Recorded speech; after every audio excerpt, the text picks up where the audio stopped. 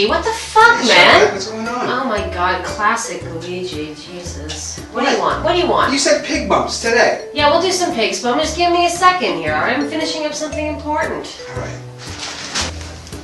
Come on, Luke, come on, come on. You want to cook some food with me? Yes. Excellent. First, a drink. Monsieur. Oh gosh. Now some ingredients. Alright. You got it. That. That, of course. That. Okay. What else we got in here? Okay. These are a bit dusty. I love it. Cash. Got it? Awesome. Okay. Wait. What are we doing here? Well, Yesterday you were talking about, wait, pig's bum? pig's bum. Basically what it is, pig's bum is pig's pork like shoulder, but it's not the top shoulder, it's the butt chop. So mostly, my grandfather used to make it from a brine, like ham, but I wanted to make one from a fresh piece of pork instead. Because I like to have that sort of full pork flavor versus like a really salty brine product.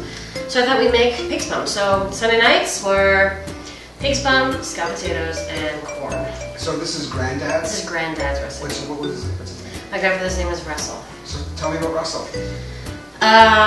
Russell was my best friend. So Sunday suppers, they rotated between hamburgers.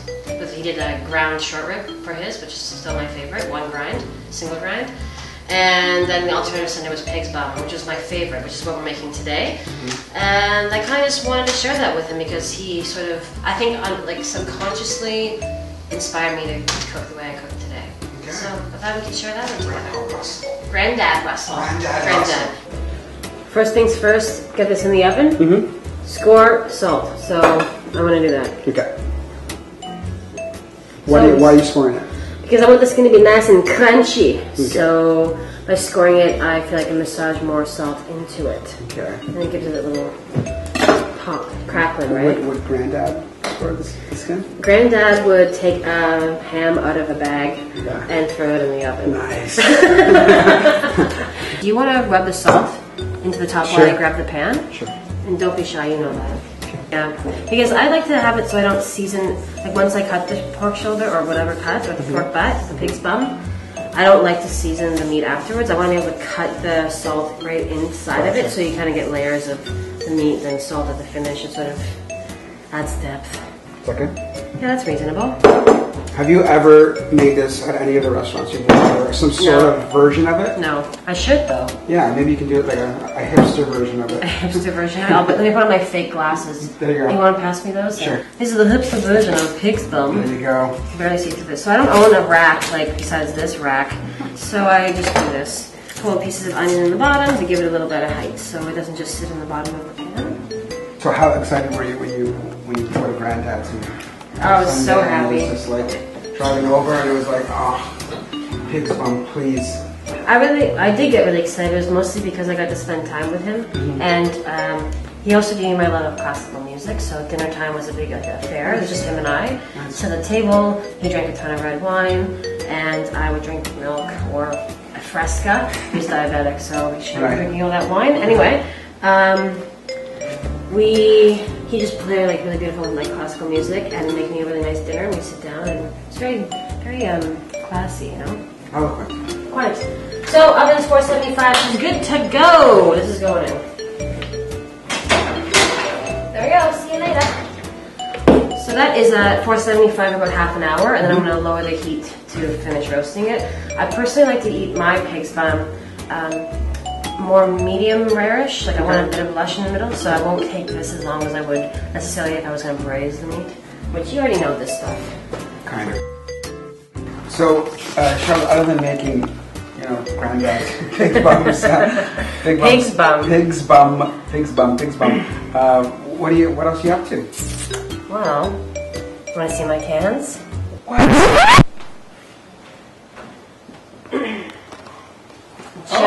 Check these out. Wow, those are some nice cans. Thank you very much. Wow, let's take a look at this. I have a company called Scout Canning, which is my little side. I guess you could call it a passion project. Wow, and this is great. And you do your own canning. I do my own canning. So this I have a machine from the 1920s. I call it Aurora, just because I can. What the difference is, this is a refrigerated product, so it has a bit of a shelf life on it. It's about a month, 3 weeks to a month, depending on the product in the can. Right.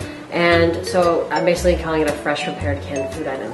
So you can basically call me and say, hey, what do you got? I got cold fried chicken, I got smoked trout, I've got, you know, pomme gratin, whatever I have on the go. Right. And you can buy some from me, or you can go to take them home, put them in your fridge, so you can have like a canapé party. Get it? Canapés? Or you could have a dinner party, or you can do whatever you want. Yeah, it's pretty good. So you can add that cheese into here if you don't mind. Do you want all of it or half? I want 3/4. And then you're gonna grate some more. This is a scalloped potato. So he would do this just with Yukons because they have a higher sugar content, so they get nice and soft and, and caramelized naturally. Now, did Granddad ever tell you? He didn't tell me any of this Did shit. he ever know what's next? Scalloped potatoes. So cream, cheese, butter mix, and onions. Good to go.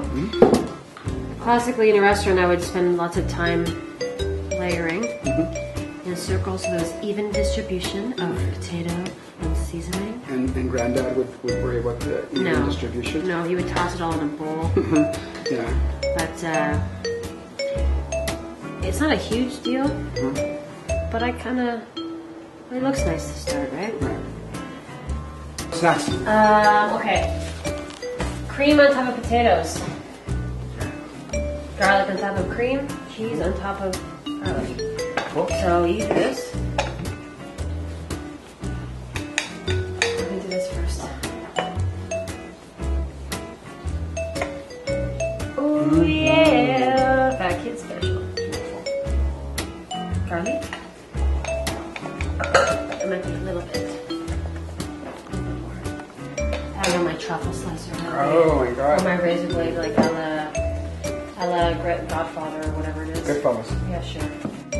Cheese Okay. again. Wait, what's your name again? Cheezy Luigi's. Fucking cheese it up. My specialty. Cheese. Classique. Maggio. So, this is going to bake for about maybe an hour. And I want it to be nice and crusty on the top, but gooey and wet on the inside. So this sort of creates the sauce for the baked stuff. Not exactly the same as my grandfather, but pretty close. There's one more part of the supper that my grandfather always would make, and this is going to be the really high-end component of the dinner. High-end. Well, it's called sarcasm. So butter, hot. I like that. Yes, so far so good. So get your bag of organic corn, dump it on top of, oh god, I'm spilling all over the counter. Dump it on top of the butter. Nice. And basically it was frozen so while the pork is finishing and the scalloped potatoes are coming to their thing. This is going to just thaw. Just going to sit there, and then right before when the pork is resting and we're setting the table for dinner, I'm going to crank that on for about 5 minutes and season it. And maybe I'll throw some summer savory in it to get fancy. And then we're eating. You'd be very proud of you. Thanks. I wish he was around to taste this Yes, food. Yeah, yes. it's true. He's here in spirit. Yeah, it looks pretty good. 1, 2, 3. Very simple dinner. Awesome. Easy to make, fast. Okay. You can have to, have a beer in the middle, in between. Couple of beers. Couple of beers. Okay. Cheers to nice some pig's butt and Thanks so corn. much. My pleasure. Absolutely. Would you like some gratin? Ready?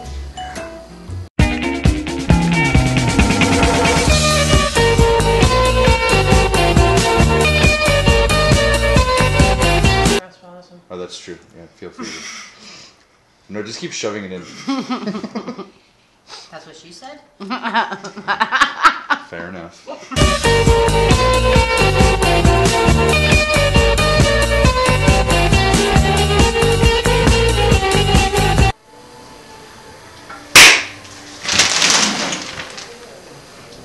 Look at me. Why are you looking at the camera? Why are you looking? Yeah. Look at me. Yeah. It's weird. Keep going. Creepy. I'm over here.